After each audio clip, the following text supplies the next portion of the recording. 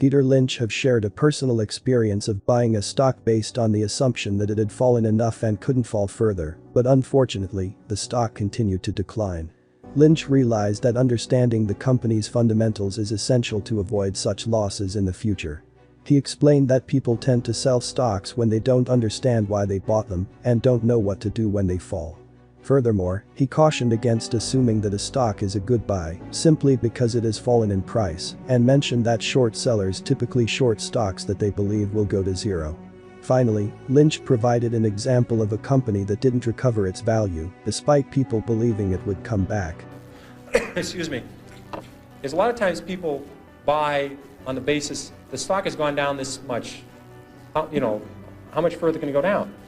I remember when Polaroid went from 130 to 100. People said, here's this great company, great record. If it ever gets below 100, just buy every share. And it did get below 100. A lot of people bought on that basis, saying, look, it's gone from 135 to 100. It's now 95. What a buy. Within a year, it was 18. And this is a company with no debt. I mean, this is a company that was just so overpriced, it went down. I did the same thing in my, I think my first or second year at Fidelity. Kaiser Industries had gone from $26 a share to 16. I said, how much lower can it go? It's 16.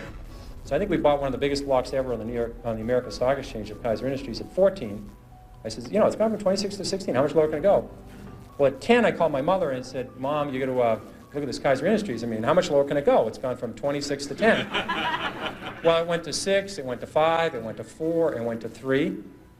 And now fortunately, this happened rapidly, or I would probably be still caddying or be working at the Stop and Shop, but it happened fast. So I was able to, it was compressed. And at 3, I figured out, there's something very wrong here because Kaiser Industries owns 40% of Kaiser Steel, they own 40% of Kaiser Aluminum, they own 32% of Kaiser Cement, they own Kaiser Broadcasting, they own Kaiser Sand and Gravel, Kaiser Engineers, they own Jeep, they own business after business, and they had no debt.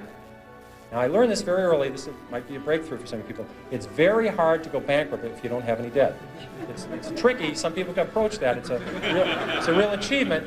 But they had no debt, and the whole company at 3 was selling at about $75 million.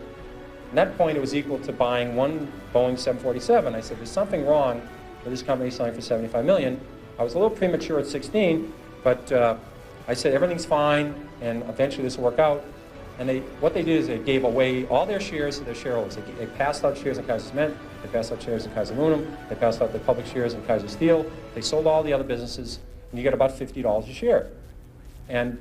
But if you didn't understand the company, if you're just buying on the fact the stock had gone from 26 to 16, and then it got to 10, what would you do when it went to 9? What would you do when it went to 8? What would you do when it went to 7? This is the problem that people have, is they sell stocks because they didn't know why they bought it, then it went down, and they don't know what to do now.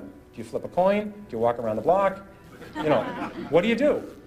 Psychiatrists haven't worked so far. I've never seen them running in. The Psychological Psychiatry Fund, I've never seen listed for with the SEC to make it through as a mutual fund. So they haven't seemed to help. I've tried prayer. That hasn't worked. So if you don't understand the company, you have this problem when they go down. Eventually, they always come back. This one doesn't work either. People think RCA just about got back to its 1929 high when General Electric took it over. A lot of double knits never came back. Remember those beauties? Floppy disks, Western Union. The list goes on and on. People saying it'll come back. Well, it doesn't have to come back. Here's another one you hear all the time. It's $3. How much can I lose? I've had people call me up saying, I'm thinking of buying this stock at 3. How much can I lose? Well, again, you may need a piece of paper for this, but if you put if you put $20,000 in a stock at 50, or your neighbor put $20,000 at 50 into the stock, and you put $20,000 in at 3, and it goes to 0, you lose exactly the same amount of money, everything.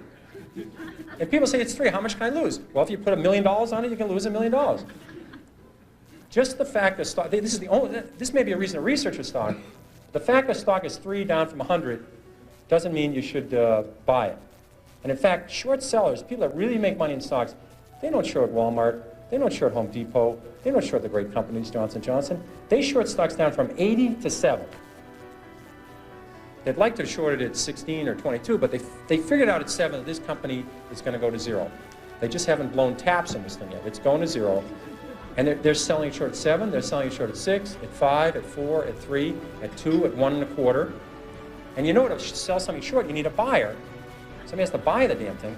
And you wonder who's buying this thing? It's these people saying it's 3. How much lower can it go? You know, Peter Lynch is cautioning against buying stocks solely on the basis that their price has dropped, without taking into consideration the underlying fundamentals of the company. He provides examples of companies whose stock price continued to drop despite being considered good companies, as well as cautioning against assuming that a stock priced at $3 is low risk, as the potential losses remain the same regardless of the price. Peter also mentions that short sellers tend to short stocks that they believe are likely to go to zero, rather than those that have already significantly dropped in price. If you found this information useful, please share this video with others to help spread awareness.